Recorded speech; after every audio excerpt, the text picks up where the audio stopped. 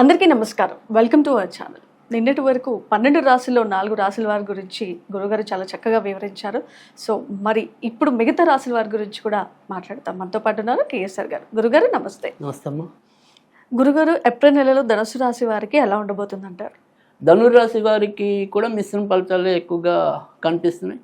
అయితే మిశ్రమ ఫలితాల్లో లాభం కూడా ఉంది. అంటే లాభం అంటే వాళ్ళు చేసే ప్రయత్నాలు, ఇప్పుడు ఉద్యోగస్తులు అయితే ఉద్యోగస్తులు, వ్యాపారస్తులు అయితే వ్యాపారస్తులు, లేదా స్వయం వృత్తుల వారు అయితే స్వయం వృత్తుల వారు, ఆ వారికి సంబంధించిన ఆదాయ వనరులు ఏవైతే ఉంటాయో అది కొంతవరకు బాగానే రావటం అనేది. అంటే కనీసం మనం రూపాయి ఆశపడితే కనీసం 80 పైసలు అయితే వస్తుంది.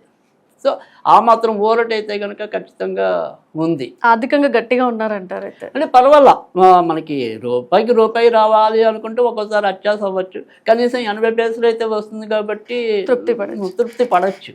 అయితే ఎక్కడ మనం మిశ్రమ ఫలితాలు అనేది ఏంటంటే వీళ్ళకి కొద్దిగా ఆరోగ్యం మధ్య మధ్యలో ఇబ్బంది పెట్టడానికి అవకాశాలు ఎక్కువగా కనిపిస్తున్నాయి. ఎందుకంటే ఇప్పటికీ అర్ధాష్టమ శని అనేది ఒకటి నడుస్తుంది.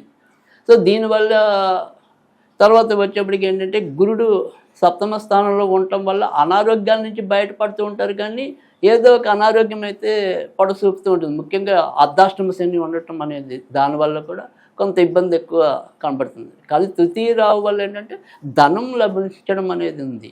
అంతే తప్ప ఆరోగ్య విషయంలో అంటే ఏమంటాం, సమయానికి తింటాం. వీళ్ళు ఏంటంటే కొద్దిగా ఇప్పుడున్న పరిస్థితుల్లో అకాల నిద్ర, అకాల భోజనం అన్నట్టుంది. అంటే సమయానికి తినకపోవటం, సమయానికి నిద్రపోకపోవటం, రకరకాల ఆలోచనలు పెట్టుకోవటం. సో దీనివల్ల ఒక్కోసారి నిద్రలేమి అనేది ఉంటుంది. సో నిద్రలేమి అనేది పలు వ్యాధులకు మూలం కనుక ఆ రకంగా నిద్ర తగినంత పోవటం అనేది చాలా అవసరం. ఎందుకంటే శారీరకంగా వీళ్ళు శ్రమ పడకపోయినప్పటికీ కూడా ఈ మానసికంగా ఆలోచన పరంగా ఎక్కువ శ్రమ పడే అవకాశాలు ఎక్కువ ఉన్నాయి. కనుక ధనుర్రాశి వారు ఆ విషయంలో కొంతవరకు నియంత్రణ అనేది అవసరం. వారి వ్యక్తిగత ఆరోగ్యాన్ని కనుక జాగ్రత్తగా చూసుకున్నట్టయితే కనుక ఈ నెలంతా కూడా వీళ్ళకి కూడా అద్భుతమైన అవకాశాలు లభించడానికి ఉంది. వీరి యొక్క గుర్తింపు గౌరవం బయట ప్రశంసనీయంగా సాగిపోవడానికి కూడా అవకాశాలు ఎక్కువగా ఉన్నాయి. కనుక కావాల్సిందల్లా కూడా ఆరోగ్యం జాగ్రత్తగా చూసుకోవటం అనేది ఒకటి. తర్వాత భార్యాభర్తల మధ్య కూడా కొంత మధ్యలో సయోధ్య దెబ్బతినటం అనేది. అయితే ప్రమాదకరమైన స్థితి లేదు. అంటే ఉన్నట్టుండి ఏమంటాం, క్షణికావేశంలో తప్పుడు నిర్ణయాలు తీసుకోవటం కానీ అంత ప్రమాదం లేదు. ఎందుకంటే ఆ గురుడు ఉండటం వల్ల వీళ్ళు ఏదో విధంగా సేవ్ చేస్తూ ఉంటాడు. సో తెల్లారేపటికి మెడ మీద కత్తి ఉండొచ్చు, కానీ చివరిలో అది వైదొలుగుతుంది, అమ్మయ్య అనుకుంటారు.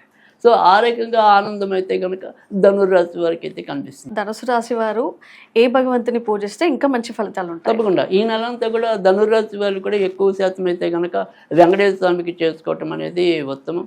లేదు ఎవరికైనా సరే సూర్యుడు కనుక ప్రత్యక్షంగా కనపడే ఇల్లులు అయితే కనుక ప్రతిరోజు కూడా సూర్యుడికి ఒకసారి నమస్కారం పెట్టుకున్నట్టయితే కనుక చాలా అద్భుతంగా అదృష్టం పట్టడం అనేది జరుగుతుంది. ఈ ధనుసు రాశి వారు ఏ రత్నాన్ని ఉపయోగిస్తే మంచి ఫలితాలు ఉంటాయి?